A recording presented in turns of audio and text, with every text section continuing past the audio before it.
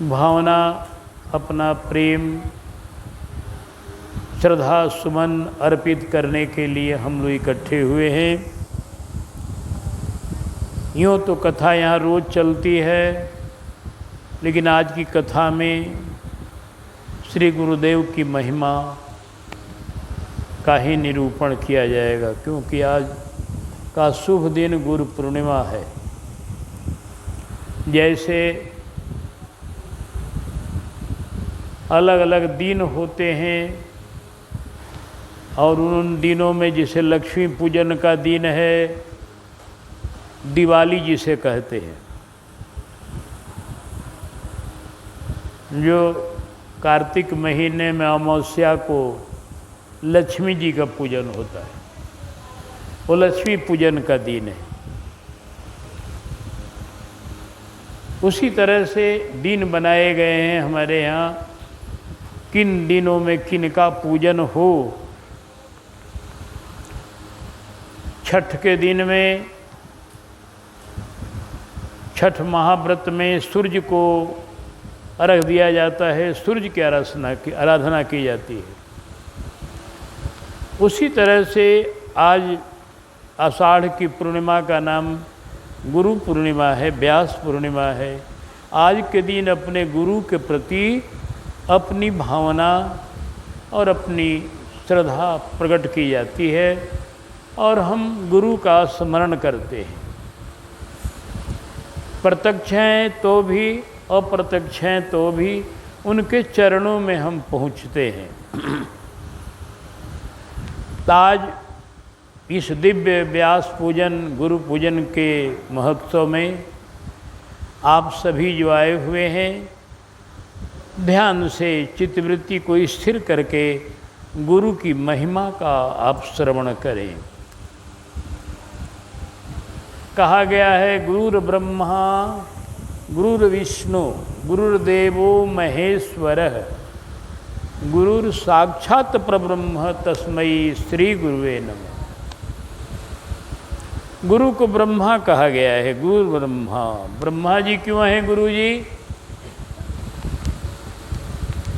ब्रह्मा जी का काम तो सृष्टि का रचना करना है। कहा गुरु जी भी सृष्टि की रचना करते हैं। गुरु के सृष्टि का नाम होता है नाद सृष्टि। अपने मंत्र प्रदान के द्वारा, मंत्र के द्वारा, शब्द के द्वारा गुरुदेव हृदय में भावों का सृजन करते हैं, ईश्वर के प्रति भक्ति का सृजन करते हैं, एक नया जीवन का सृजन करते हैं। इसलिए गुरुदेव भी ब्रह्मा हैं। गुरु का जब आदमी चेला बन जाता है तो जितने चेले गुरु के होते हैं आपस में गुरु भाई कहे जाते हैं, क्योंकि सब गुरु जी के पुत्र हो जाते हैं। गुरु जी ने वो सृष्टि किया, नाद सृष्टि, मंत्र के द्वारा एक नई सृष्टि की रचना की। तो गुरुदेव सृष्टि भी करते हैं, इसलिए गुरुदेव ब्रह्मा हैं। और पालन भी करते हैं अपने शिष्यों का, अपने उपदेश द्वारा, अपनी शिक्षा के द्वारा, अपनी अमृतमयी वाणी के द्वारा शिष्यों को पालन करते हैं, उनकी भक्ति को बढ़ाते हैं, ज्ञान को बढ़ाते हैं, उनके वैराग्य को बढ़ाते हैं, उनके आत्म शरीर को पुष्ट करते हैं, भक्ति शरीर को पुष्ट करते हैं। इसलिए गुरुदेव विष्णु भी हैं, पालन करने वाले, और पापों का संहार करते हैं, दुर्गुणों का संहार करते हैं अपने उपदेश के द्वारा, अपने कथा कीर्तन के द्वारा, अपने प्रवचन के द्वारा, अपने अमृतमयी वाणी के द्वारा पापों का भी नाश करते हैं और संग ही संग विघ्नों का विनाश करते हैं, दुर्गुणों का विनाश करते हैं। इसलिए गुरुदेव शंकर जी भी हैं। गुरु ब्रह्मा गुरु विष्णु गुरुदेवो महेश्वर गुरु साक्षात परब्रह्म तस्मै श्री गुरुवे नमः। तो गुरुदेव जीव नहीं है, वो ईश्वर ही हैं गुरु के रूप में। इसलिए गुरु के प्रति जब मानना चाहिए ईश्वरीय भाव मानना चाहिए। गुरु को मनुष्य मानने के लिए विधान नहीं है। अगर गुरुजनों को आप मनुष्य मानेंगे तो आपको अपराध लगेगा। गुरुजनों को मनुष्य मानना यह एक अपराध है। इस कारण से गोस्वामी जी कहते हैं, बंदो गुरुपद कंज कृपा सिंधु नर रूप हरि। नर के रूप में हरि हैं गुरु। महामोहतम पुंज जासु वचन रवि कर निकर। जिनका वचन महामोह रूपी अंधकार को हटाने के लिए सूरज किरण की तरह है।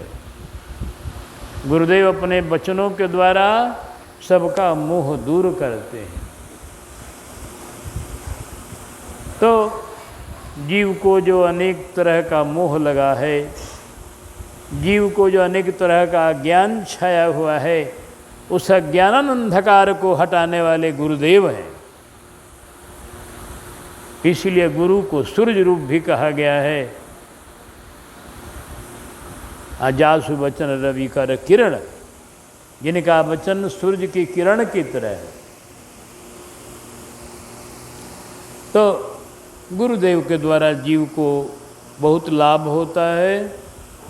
आज गुरु पूर्णिमा के दिन में हम लोग गुरु की महिमा को सुन रहे हैं। गुरु जी जीव को लिए गुरु की आवश्यकता बड़ी जरूरी है। अगर जीवन में आपने गुरु नहीं किया किसी को, तो आप जीवन में उत्थान नहीं कर पाएंगे।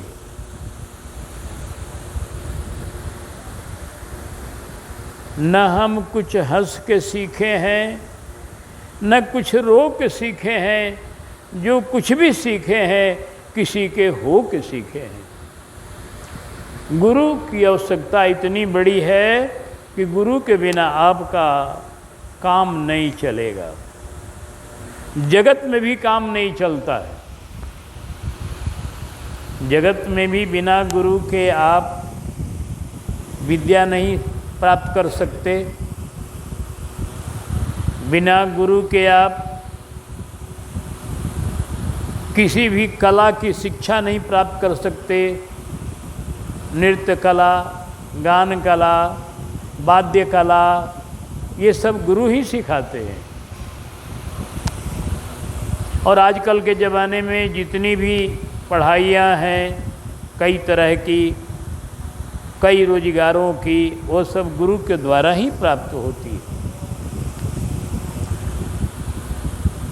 तो गुरु ही सब जगह महत्व रखते हैं। अगर आपको कहीं सिलाई पुराई भी सीखना है तो किसी न किसी को गुरु बनाना पड़ेगा, तब आप सीख पाइएगा। उसी तरह से आपको भक्ति करने सीखना है, आपको राम नाम लेने सीखना है, आपको पूजा करने सीखना है, आपको ध्यान लगाने सीखना है, आपको भगवान से प्रेम करने सीखना है, भगवान के तरफ चलने का ढंग सीखना है, तो गुरु के शरण में जाना होगा। बिना गुरु के शरणागति के आपको भक्ति का राह प्राप्त नहीं होगा। गुरु बिनु भव निधि तरई न कोई, गुरु बिन भव निधि जो विरंची शंकर सम होई।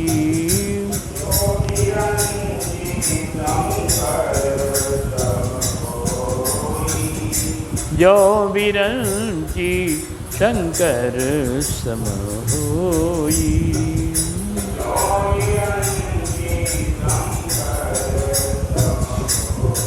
लेकिन एक बात याद रखें, गुरु कौन है? गुरु कीजे जान के, पानी पीजे छान के। गुरु सबको नहीं बनाना चाहिए। गुरु होने का अधिकारी सब नहीं होते हैं। गुरु बड़ी सोच समझ के बनाना होगा। पहली बात कि जिसको गुरु बनाने जा रहे हो वह स्वयं भगवान का भक्त हो, भगवान के चरणों में उसका अनुराग हो। पहला गुण ये हो। जो भगवान के चरण का अनुरागी होगा, प्रेमी होगा, वही आपको प्रेम दे सकता है। तो पहला गुण हो कि वह भगवान के चरणों का प्रेमी हो। दूसरा गुण ये हो कि उसमें शील हो, वह क्रोधी न हो, क्रोधी न हो, कामी न हो, लोभी न हो। सच्चे गुरु का ये सब पहचान है। कामी न हो, क्रोधी न हो, लोभी न हो और कपट छल करने वाला न हो, झूठ बोलने वाला न हो, भगवान के प्रति प्यार करने वाला हो, उनका नाम गुण गा करके उसमें मस्त रहने वाला हो, दुनिया के विषयों से जिसका मतलब न हो। ऐसा गुरु जब आप करिएगा तब आपको ईश्वर से संपर्क होगा, ईश्वर के मिलने का योग बनेगा। गुरु चटपट बनाने का विधान शास्त्र नहीं देता है। हाँ, शास्त्र कहता है कि शिष्य कुछ दिन गुरु के पास जाए और गुरु भी शिष्य को कुछ दिन देखे कि यह हमारे पथ को निभाएगा कि नहीं निभाएगा, तब शिष्य बनावे। ऐसा न करे कि बस कोई आया हम चेला बनेंगे, गुरु जी चेला बना लिया, हो गया। ऐसा नहीं करो। शिष्य बनाना बड़ा कठिन कार्य है, बहुत जिम्मेवारी का कार्य है। दोनों बातें हैं। किसी का उद्धार करना है तो वो कोई आया बेचारा कि हमारा उद्धार कर दीजिए, बूढ़ रहा हूँ, समुद्र में उबार लीजिए, तो उसका उबारना भी मेरा धर्म है। अगर डूबते हुए को मैंने नहीं बचाया तो वो भी ठीक नहीं, लेकिन यह भी धर्म है कि समझ लो पहले वह डूबने वाला आपकी बाँह पकड़ने को तैयार है कि नहीं है, कि खाली मुंह से कह रहा है। आपके पथ को पकड़ेगा कि नहीं पकड़ेगा, आपके दिए हुए नाम को जपेगा कि नहीं जपेगा, मंत्र को जपेगा कि नहीं जपेगा, आपके बताए हुए पथ पर चलेगा कि नहीं चलेगा, ये भी आपको ख्याल करना पड़ेगा। ऐसे भी गुरु हो गए हैं जिनकी इतनी दया है कि वो जीवों का उद्धार करने के लिए बहुत चेला बनाते हैं। जैसे एक संत थे, उनका नियम था, शायद उनका नाम विठलनाथ जी, कि बिना चेला बनाए भोजन नहीं करते थे। किसी न किसी जीव को शरणागत करके ही भोजन करते थे। उनका ये नियम था कि हम किसी न किसी जीव का उद्धार करेंगे, पहले भगवान के चरण में डालेंगे उसको और तब भोजन करेंगे। अगर कोई चेला न बने किसी दिन तो भोजन नहीं करते थे। उनको चेले की भूख नहीं थी, उनका यह हृदय की उनकी दया थी, एक जीव का उद्धार करके हम भोजन करेंगे। एक समय वो पहुंच गए मानसरोवर। समर्थवान महात्मा थे श्री विठलनाथ जी महाराज, भगवान के ही अवतार माने जाते हैं। तो पहुंच गए मानसरोवर। अब मानसरोवर पर कोई चेला बनाने के लिए मिले कहाँ से? वहाँ तो सबका गम गुजर नहीं है, सब पहुँच नहीं सकते हैं। अब कठिनाई हुई कि भाई भोजन कैसे करेंगे गुरुजी, बिना चेला बनाए भोजन नहीं करते। तब गुरु जी समर्थमान है ना। हंसों को बुलाया स्वामी जी ने, हंसों को। वो जो मानसरोवर में विहार कर रहे थे, उन हंसों को पुकार कर बुलाया, वो आ गए और उनको सिखाया, उनको मंत्र दिया, उनको चेला बनाया और कहा, प्यारे हंसों, तुम लोग आज से मेरे शिष्य हो गए और अब तुझे संत महात्मा का सम्मान करना है, भगवान का चिंतन करना है, जगत के मालिक का चिंतन करना है। वो सभी हंस जो वहाँ आए, वो सब के सब सिर हिलाते हुए बोले, ठीक है, आपकी आज्ञा स्वीकार है। स्वामी जी ने उन हंसों को भक्त बनाया और फिर भोजन किए। अब क्या हुआ कि घटना ये घटी कि एक राजा को बड़ा भारी भयंकर रोग हो गया। रोग ऐसा था कि सारे देह में, सारे शरीर में उसको घाव निकल गया। अब कितनों प्रयास करे वो अच्छे न हो। और अब राजा का शरीर दुर्गंध देने लगा। अब वह एकदम घबरा गया कि अब तो मैं जी कर क्या करूँगा। सारे घाव, सारे शरीर में पीड़ा हो रही है, सारा शरीर सड़ रहा है घाव से। अच्छे अच्छे वैद्य बुलाए उसने, वैद्यों से कहा कोई उपाय लगाइए आप लोग, जितना भी खर्च होगा हम करेंगे, हमको बचा लीजिए आप लोग। वैद्यों ने अपना बहुत कुछ सोचा समझा, लेकिन किसी को कोई उपाय न सूझा। एक वैद्य ने कहा कि हम इनको ठीक कर देंगे, राजन हम आपको ठीक कर देंगे, लेकिन उसके लिए आपको मानसरोवर के हंस बुलाना होगा। मानसरोवर के हंसों को पकड़कर मंगाइए। उन हंसों के शरीर से, उन हंसों के मांस से हम दवा बनाएंगे। राजा ने कहा, अरे भाई, कहा कि अब दूसरा उपाय नहीं है, अगर आप ये कर सके तो करिए।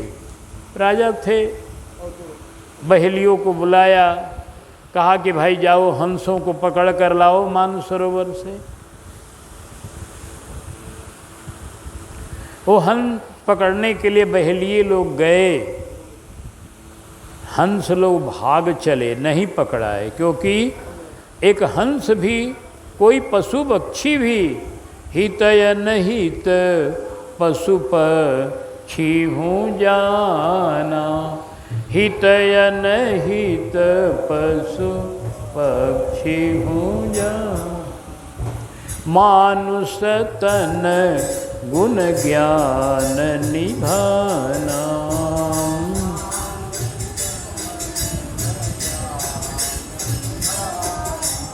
वो हंस नहीं पकड़ में आए। वो सब भक्त थे भगवान के, वो पहचान गए बहेलिया है, ले जाएगा मारेगा हम लोगों को, नहीं पकड़ाए। बधिक लौट आए।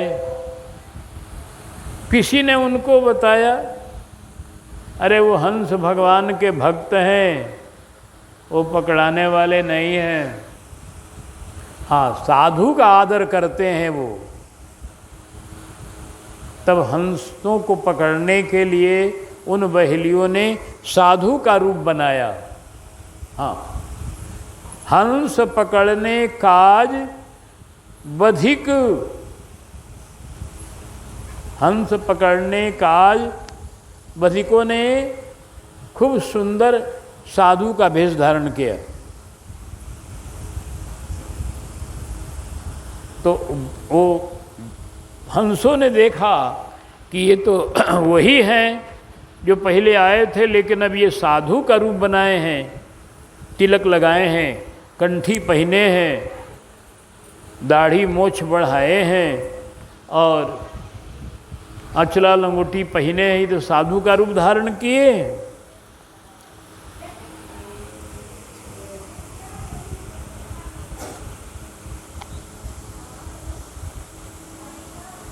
तब क्या हुआ, वो हंस लोग जान कर पकड़ा गए। हंस पकड़ने काज बधिक,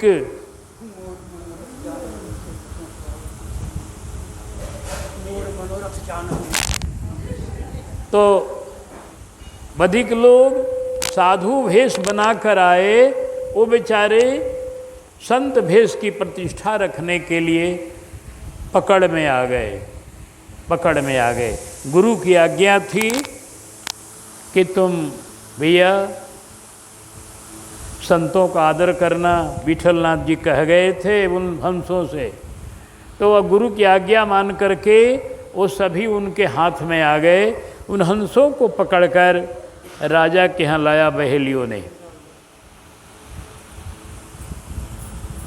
अब देखिए भगवान को चिंता पड़ गई कि जो इतना गुरु का भक्त है, जिसने गुरु की आज्ञा मानकर संत वेश का आदर किया और पकड़ा गए, तो इनकी हत्या हो जाए तो ये संत वेश के आदर करने का फल तो ठीक नहीं लगेगा, अच्छा नहीं होगा। इसलिए भगवान ने क्या किया, एक वैद्य बन करके और राजा के महल के यहाँ आकर चिल्लाने लगे, अरे भैया कोई रोगी हो तो हम उसको तुरंत ठीक कर देंगे, कैसा भी रोग होगा हमारे पास ऐसी औषधि है, एक बार लगाएंगे और रोग ठीक हो जाएगा।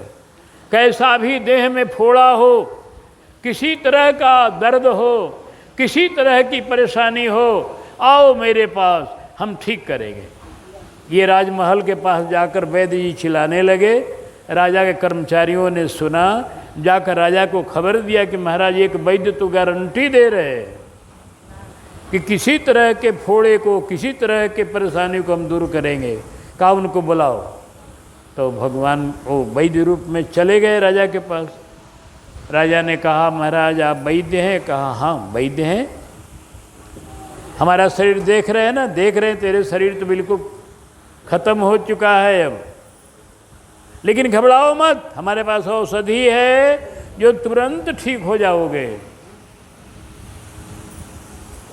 आप ठीक कर दोगे? कहा बिल्कुल गारंटी, मैं औषधि का लेपन करूंगा और सभी ये आपके जितने भी फोड़े हैं तुरंत ठीक हो जाएंगे, एकदम देह हो जाएगी कंचन की तरह।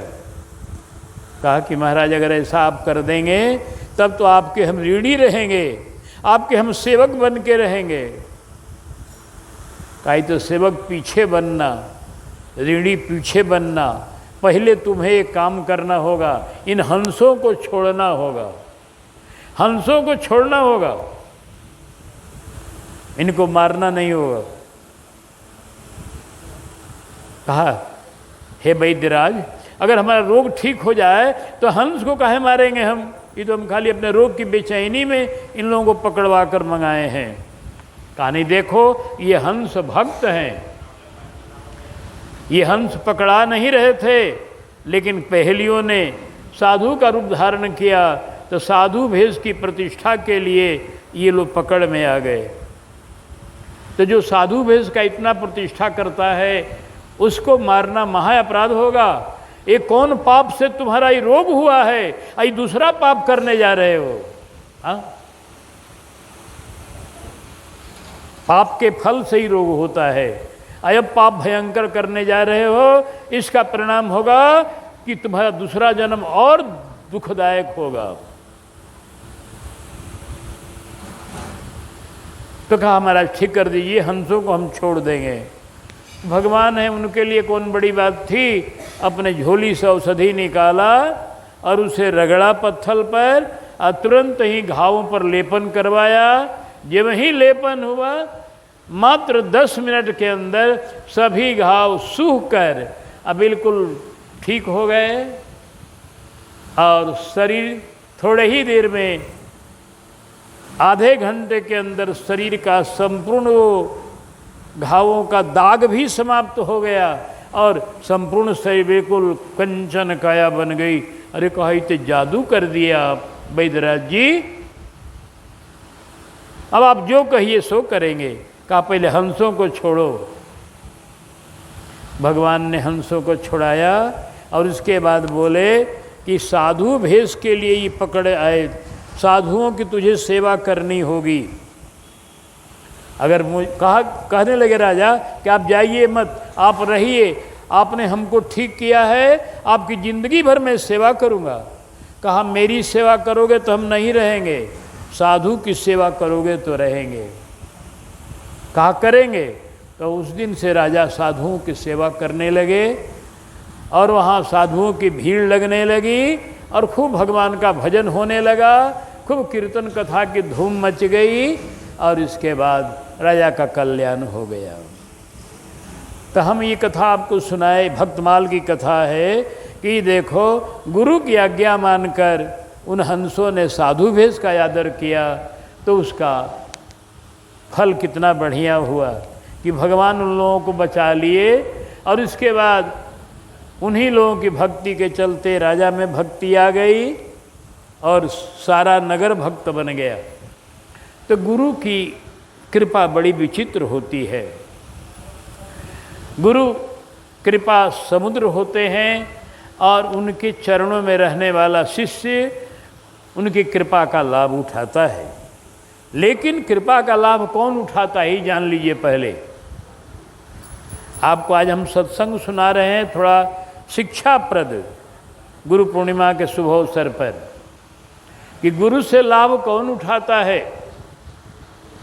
शिष्य अनेकों होते हैं लेकिन गुरु से लाभ उठाने वाला वह होता है जो गुरु की आज्ञा पालन करे।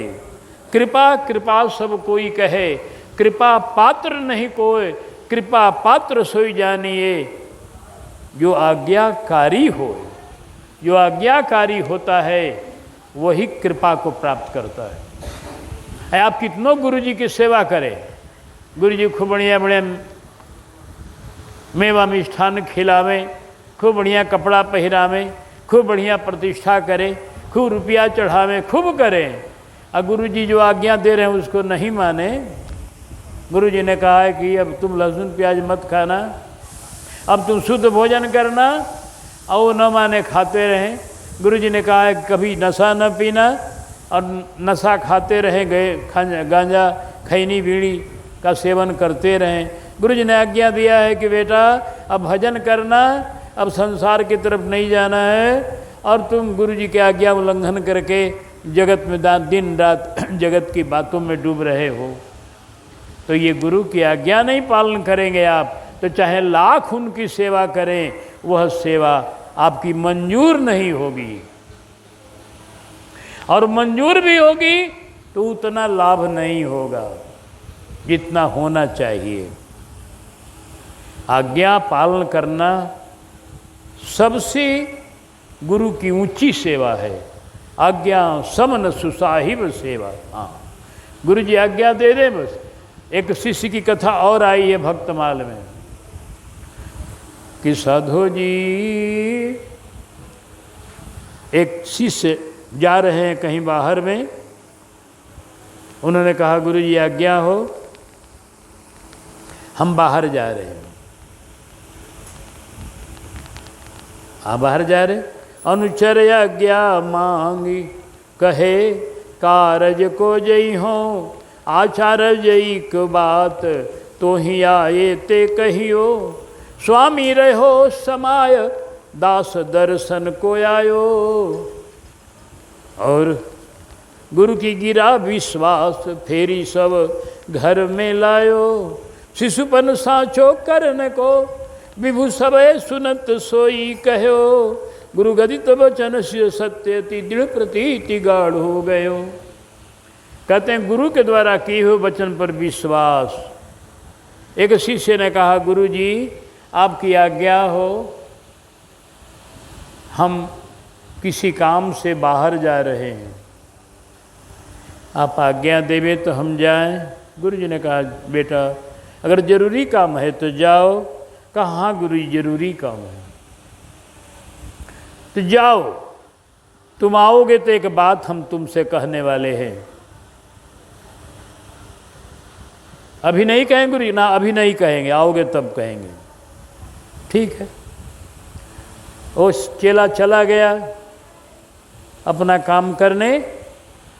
तब तक गुरु जी का काल आ गया, समय आ गया, आयु पूरी हो गई और ये समा गए, धाम चले गए गुरु जी।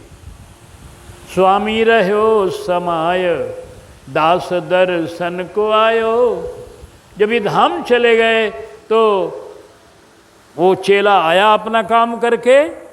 गुरु जी ने कहा कि अपना काम करके लौटोगे तो एक हम तुमसे आज्ञा देंगे कोई कार्य करने के लिए,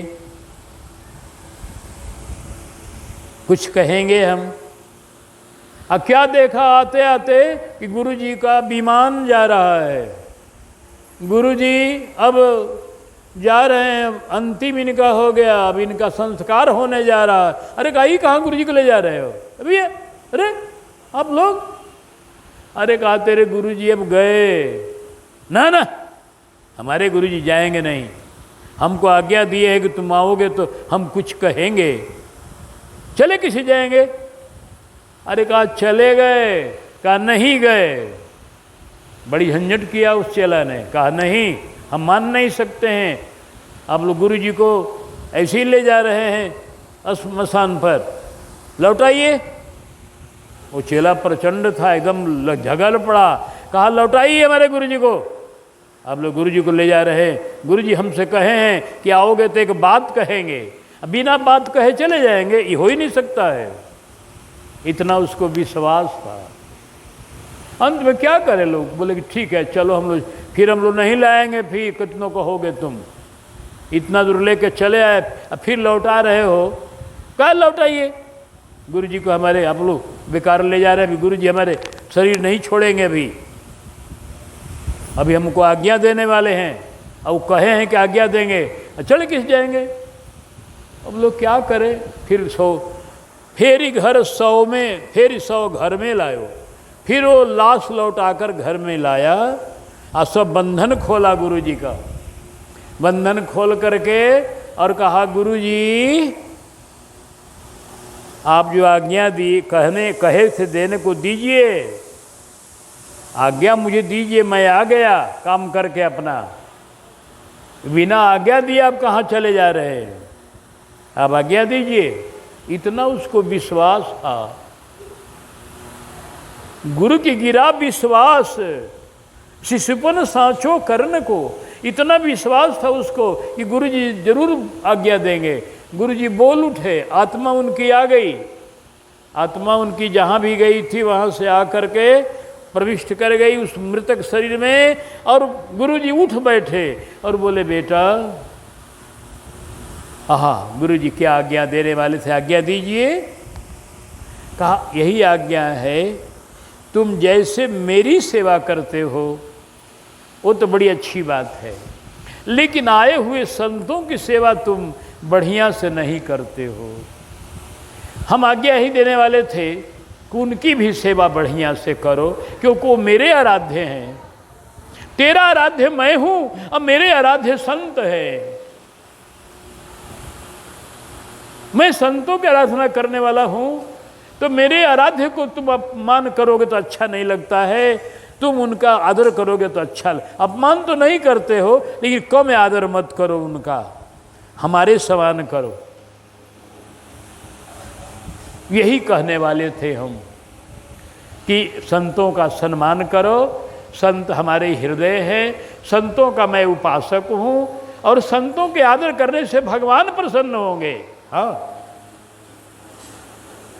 भगत दाम संग्रह करे, श्रवण कथन अनुमोद, सो प्रभु प्यारे पुत्र जो बैठे प्रभु की गोद। जो भक्तों के चरित्र को याद करता है, उनका गान करता है, उनका श्रवण करता है। अरे श्रवण और गान करने का समय नहीं मिला तो अनुमोदन भी अगर कर देता है कि बड़ी बढ़िया कथा हो रही है संत की, भगवान की, संत की, और हमारा भाग्य है जो हम नहीं सुन रहे हैं, तुम सुन रहे हो, बड़ी अच्छी बात है। अनुमोदन कर देता है सिर्फ, तो भी वह भगवान का प्यारा बन जाता है और भगवान की गोदी में बैठता है। भगवान की गोदी में बैठने का मन हो तो भक्तों का चरित्र गाइए। ये भक्तमाल का आदेश है। भगवान से मिलने का मन हो तो जो हरि मिलन की आस है तो भक्तन के जस गाय, अनतर सुकृत भुंज बीज जो जन्म जन्म पछिताए। भगवान से मिलने का मन है तो भक्तों का चरित्र गाओ, और नहीं तो जन्म जन्म पछताओगे। हाँ, इसलिए इस मंदिर पर कथा का श्री गणेश अब जो हुआ है भक्तों के चरित्र का। आज तो गुरु पूर्णिमा का अवसर है तो भी भक्तों का चरित्र हो ही रहा है, गुरु भी भक्त ही हैं, लेकिन भक्तों का चरित्र यहाँ 2 बजे से 4 बजे तक नित्य हो रहा है। और ये नित्य कथा ठाकुर जी चाहेंगे तो चलती रहेगी। क्यों, कोरोना में भी मुझे कहीं जाना नहीं है, संजोग बस कभी जाना हो वो अलग बात है, लेकिन कोई प्रोग्राम अभी योजना कोई नहीं है जाने की, ईश्वरीय इच्छा की बात अलग है। तो अभी तो एक रसीय कथा चलने की उम्मीद है। इसमें जिनको मौका लगे, जो भगवान को पाना चाहते हो, जो हरि मिलन की आस है, भगवान से मिलना चाहते हो, या जग मंगल कीरति उदय तीनों ताप नसाए, हरिजन के गुण वर्णते हरि हृदय अटल बसाए। लोग कहते हमको ध्यान नहीं भगवान का होता है। अरे भगवान हृदय में जबरदस्ती बैठ जाएंगे कब? जब भक्तों का चरित्र गाओगे चाहे सुनोगे, भगवान हृदय में समा जाएंगे। ये भक्तमाल की पंक्ति अकाट्य पंक्ति है। जग मंगल कीरति उदय तीनों ताप नसाए, हरिजन के गुण वर्णते हरि हृदय अटल बसाए। फिर हटेंगे नहीं, भगवान हृदय में प्रवेश कर जाएंगे। अभी इस समय केवट भक्त की कथा चल रही है अपने सत्संग में। केवट ने नौका पर चढ़ा लिया है, प्रसंग वहीं पर विश्राम दिया गया है कल। अब कल हम लोग नौका खेएंगे केवट के साथ। बड़ी सुंदर संवाद होगा केवट और लक्ष्मण जी का। जैसे आपने निखाद और लक्ष्मण का संवाद सुना है, वैसे अब सुनेंगे नौका पर लक्ष्मण जी और केवट का संवाद। फिर सुनेंगे पार उतरने पर केवट और राम जी का संवाद। और बड़ा रसमय संवाद होगा दोनों। तो हम तो बारंबार, हम तो इसके लिए बड़े बेचैन रहते हैं कि लोग भगवान ने कथा। अब तो थोड़ा इस समय कोरोना का एक प्रकोप हो गया, इसलिए बाहर निकलना छोड़ दिए हैं। यहाँ भी सबको सावधान करते रहते हैं कि हाँ आइए तो बिल्कुल अलग अलग बैठिए और ज़्यादा आपस में संपर्क न करते हुए कथा सुनिए। क्यों, कोरोना जिसमें यहाँ के द्वारा न फैले, ये कलंक हमारे सत्संग पर न लगे कि महात्मा जी ने सत्संग करके कोरोना फैला दिया। हम इसको सुनना नहीं चाहते हैं, इसलिए बारंबार आपको फिर आज संकेत दे रहे हैं, सत्संग में आइए, कोई बात नहीं। आप कोई बाहर से आने वाले तो है नहीं, सब प्राय यहीं के हैं या आसपास के हैं। तो जनसंपर्क कहीं मत कीजिए विशेष, अपने को बचाइए। अपने को अपने नहीं बचाइएगा तो सरकार कितना बचाएगी, मोदी जी कितना बचाएंगे। आपको अपने को बचाना है, अपने नहीं बचाएंगे तो अंत में मरेंगे।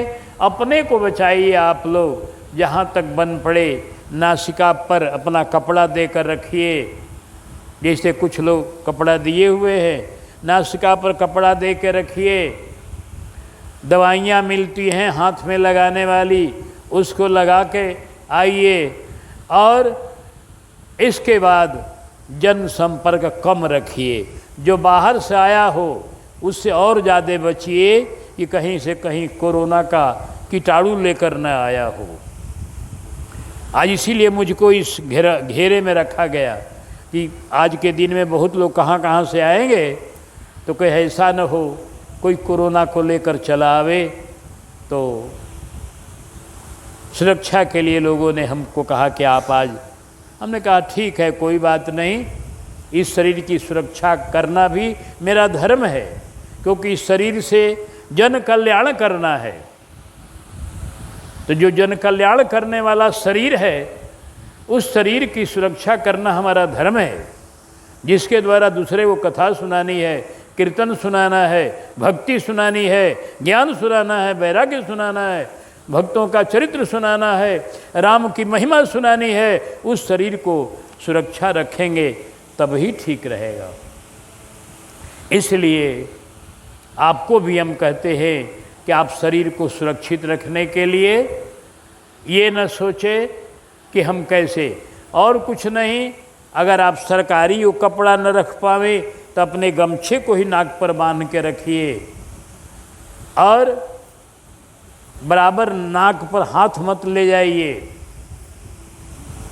कहीं संपर्क भी हुआ तो एक दवा मिलती है हाथ को धोने वाली, उस दवा को हाथ में लपेट लीजिएगा तो जितने भी कोरोना के कोई होंगे बैक्टीरिया वो सब मर जाएंगे, आपको उससे कोई भय नहीं होगा।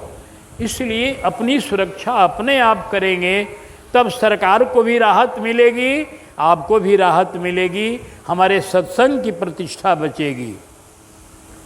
जिसमें कोई भी यह कहने का साहस नहीं करेगा कि महात्मा जी ने सत्संग करके और देखो कोरोना फैला दिया, हम ये नहीं चाहते हैं और आप लोग साथ देंगे हमारा तो ये नहीं होगा। यार हनुमान जी की कृपा तो है, ये है, थोड़ा आप सावधान हो जाइए बस। उनकी कृपा से ही हम बोल रहे हैं इस बात को कि आप सावधान हो जाए। तो गुरु की महिमा हम बता रहे थे कि गुरु की कृपा से ही वो शिष्य को इतना विश्वास था गुरु वचन पर कि उसने कहा नहीं गुरुजी बताइए हमको क्या। तो गुरुजी ने कहा हाँ बेटा तुम संतों की सेवा मेरे समान करो। गुरुजी सेवा तो करेंगे, आज सेवा देखेगा कौन कि हम सेवा कर रहे हैं, कोई इसका देखने वाला भी चाहिए ना कि हम भाई बढ़िया सेवा कर रहे हो। कहा तुम्हारे कहने का मतलब, हमारे कहने का ये मतलब है गुरुजी कि आप भी रहिए, अब मरिए मत। अरे हमारा समय पूरा हो गया है बेटा। कहा नहीं गुरुदेव, प्रभु से भी हम निवेदन करते हैं, आपसे भी निवेदन करते हैं कि अभी कुछ दिन रह करके हमारी सेवा देख लीजिए। गुरुजी रह गए, देखो शिष्य का गुरु मृतक गुरु को जीवित कर लिया। गुरुजी बोले ठीक है अब रहेंगे हम। 1 बरस तक गुरुजी रहे और खूब बढ़िया सेवा किया शिष्य ने। और तब जा कर के फिर गुरुजी बाद में धाम गए। तो धाम जाना ही पड़ेगा, भगवान का नियम है। ये मृत्यु लोक है, यहाँ कोई अमर हो नहीं सकता है। यहाँ से तो एक न एक दिन जाना है। जब स्वयं प्रभु भी आते हैं तो एक न एक दिन अंतर्ध्यान होते हैं, कृष्ण हो चाहे राम हो चाहे कोई हो। इसलिए इस मृत्यु लोक के नियम को निभाने के लिए गुरुदेव अपने धाम गए। तो गुरु पर ये गुरु के वचन का विश्वास का आपको हम फल दिखाए। गुरु वचनों में विश्वास रखना चाहिए। गुरु की कृपा पर विश्वास रहेगा, गुरु के वचनों में विश्वास। एक गुरु जी थे तो उन्होंने शिष्यों को शिक्षा दिया, करे बेटे हर एक जगह ठाकुर जी हैं, कण कण में ठाकुर जी हैं। सूरज की लाली में, चंदा की उजियाली में, जो है हरियाली में, वृक्षों की डाली डाली में, शैल शिखरों के गगन के विशाल आंगन में, सिंधु सरिता में, सरोवर में, नगर में, वन में, शिशु की बोली में, कोयल की मधुर कूकों में, प्रेमी पपैया के मयूरों के मधुर हूकों में, लजीले नयन में, सुंदर पवित्र यौवन में, धीर प्रणवीरों में, दुखिया मजूर निर्धन में, समा रहा है मुस्कुरा रहा है जो, सभी को नाच नए नित नचा रहा है जो, बोलो वह कौन है, कहो वह कौन है। वही श्री राम है, वही घनश्याम है, वही सर्वेश्वर है, वही परमेश्वर है। कहा बेटा सब जगह परमात्मा है। फूलों की सुंदर छटा में, आकाश की बादल की घटा में, और सुंदर मयूर के हुंकों में, कोयल की कूकों में, बच्चों की मधुर बोली में, पपीहा के पीव पीव रटन में, सब वही समा रहा है। सब जगह कण कण में वही है, सब जगह वही है। ऐसी कोई जगह जहां वो नहीं है। देश काल दिशि विदिशहु माही, कहूँ सो कहाँ जहाँ प्रभु नहीं। शिष्यों को शिक्षा दिया, सबने कहा ठीक है गुरुजी, ठीक है गुरुजी, ठीक है। आज से ये भावना मन में तुमको रखना है, ये भावना को पुष्ट करना है कि सब जगह ठाकुर है। सबने हाँ हाँ कर दिया, हाँ हाँ कर दिया, लेकिन हाँ हाँ कर देना कुछ और बात है, हृदय में कोई ज्ञान का बैठना और बात है।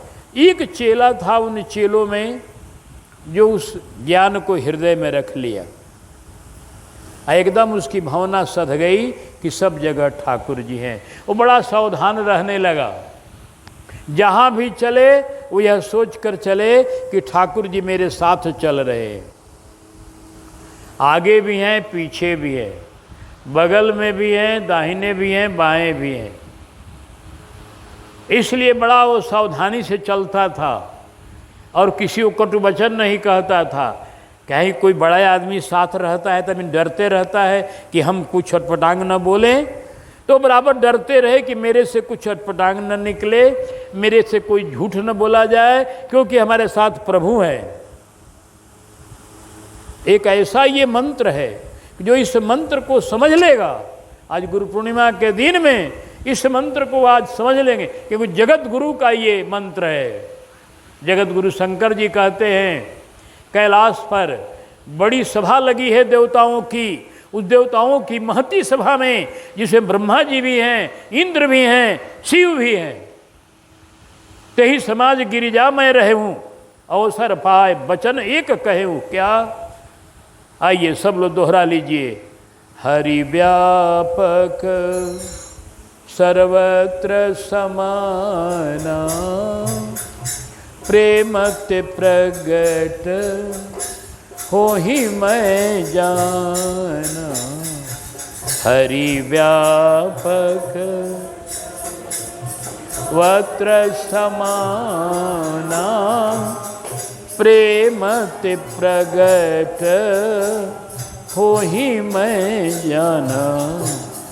देश काल दिशि विदिशहु माही, कहूँ सो कहाँ जहाँ प्रभु नहीं है। ऐसी कोई जगह नहीं जहाँ प्रभु नहीं हो। ये सब ज्ञान हृदय में रख ले। इतना ज्ञान आप खाली रख ले में कि सब जगह ठाकुर हैं, ठाकुर का आपको ध्यान बन जाए कि आगे भी ठाकुर है, पीछे भी ठाकुर है, अगल बगल मेरे ठाकुर खड़े हैं। उनका ध्यान अगर आप करने लगेंगे तब आपसे पाप नहीं बनेगा। अब डर के मारे आप पाप नहीं करेंगे कि ठाकुर देख रहे हैं। कोई उटपटांग वचन नहीं बोलेंगे आप, कह रहे हमारे प्रभु यहीं पर खड़े हैं, हम हैं। बड़ा संभाल कर बोलिएगा, संभाल कर चलिएगा, संभाल कर कर्म करिएगा। जब ईश्वर को अपने अगल बगल मानिएगा तब। वो चेला ऐसा ही था, कोई ईश्वर को बराबर अगल बगल मानते हुए चलता और वो एकदम बिल्कुल पवित्र हो गया। एकदम उससे अब कोई न कटु वचन निकलते, न झूठ निकलते, न कोई अनर्गल काम करता, न पाप करता। वो दिन रात ईश्वर के चिंतन ध्यान में लगे रहता, अपनी पढ़ाई ठीक रखता। गुरुजी ने उसके इस भावना को जानकर उसको बड़ा आदर देना शुरू किया कि यह चेला हमारा एक निराला है जो मेरे उपदेश को अपने जीवन में उतार रहा है। तो स्वाभाविक आदर करने लगे और चेले जलने लगे कि अरे वाह गुरुजी का देखो ना, उसको बराबर हैं कुछ न कुछ सिखाते हैं, बराबर उसको दुलार प्यार करते हैं। हम लोग भी तो उन्हीं के चेले हैं। दुनिया ऐसी विचित्र है, किसी एक गुण को तो देखती नहीं, अवगुण की कल्पना जल्दी कर लेती है। गुरुजी तो पक्षपात करने लगे, ऐसा सोच लिया। गुरुजी समझ गए कि चेले लोग हमारे इस शिष्य का